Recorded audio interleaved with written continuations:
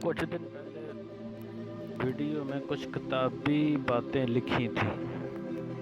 अब मैं आपके सामने अपना 33 साल का तजर्बा पेश कर रहा हूँ।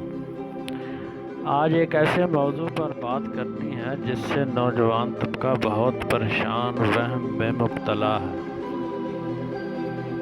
बलूगत के वक़्त अक्सर नौजवानों में जो तब्दीलियाँ आती हैं, उस वक़्त वालिदैन का ये फ़र्ज़ बनता है कि उनको सारी तफसील बताएं। वालिदैन के साथ उस्ताद की भी ज़िम्मेदारी होती है कि उसको ये सारी तब्दीलियों के बारे में बताया जाए, लेकिन हमारे माशरे में इसको अच्छा नहीं समझा जाता और ऐसी बातें बयान नहीं की जाती। आम तौर पर इस उम्र में नौजवान लड़के मास्टरबेशन, जिसको हाथ से मनी निकालना कहते हैं, एक बुरी आदत में पड़ जाते हैं। ये बहुत बुरी आदत है, गुनाह है। फिर कुछ देर के बाद एहसास होता है तो वो लड़का दोस्तों से हकीमों के पास पहुंच जाता है। तो हकीम और लोग वो जो दोस्त होते हैं, सुनी सुनाई बातें, मनगढ़ंत किस्से कहानियाँ सुनाकर उसको और कमज़ोर कर देते हैं। वो लड़का अपने आप को नकारा समझने लगता है।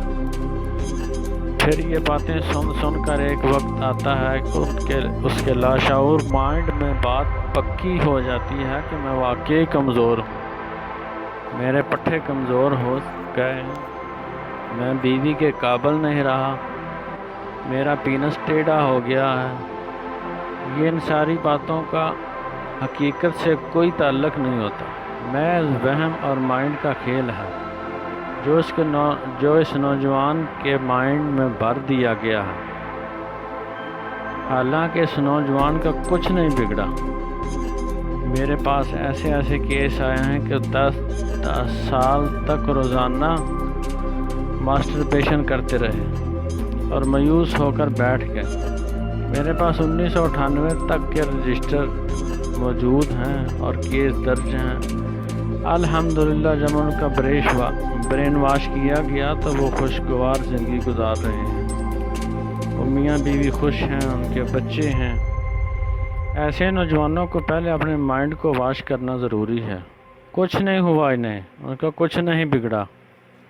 मिसाल के तौर पर अगर 17 साल की उम्र में शादी हो जाती है तो दोनों मियाँ बीवी आपस में मिलेंगे, मणि निकलेगी, तो उस वक्त क्यों ये कमज़ोरियाँ नहीं होती।